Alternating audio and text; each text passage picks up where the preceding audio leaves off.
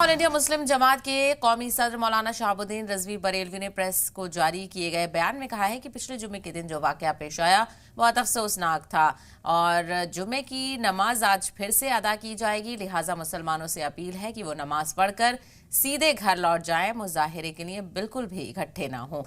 तो आज खासा एहतियात बरता जा रहा है, सिक्योरिटी सख्त कर दी गई है। और आपको बताते चले गुज़िश्ता जुमे को जो पूरा मंजरनामा पेश आया था उसी की वजह से ये सारे इंतजाम किए गए हैं। अलग अलग जगहों पर सिक्योरिटी चाक चौबंद है।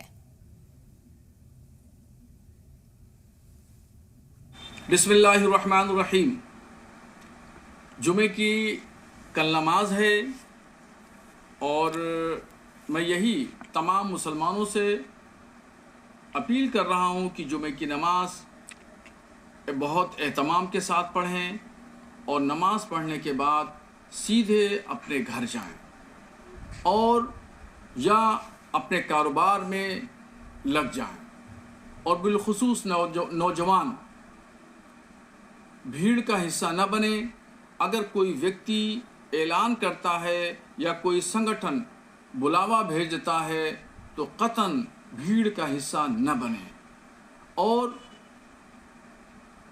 सबसे बड़ी बात यह है कि पैगम्बर इस्लाम सल्लल्लाहु ताला अलैहि वसल्लम से मोहब्बत हमारा ईमान है, मगर मोहब्बत के लिए सड़कों पर एहतजाज करना, नाराबाजी करना, शोर शराबा हंगामा मचाना, ये पैगम्बर इस्लाम की शिक्षा और उनकी तालीमात के ख़िलाफ़ है।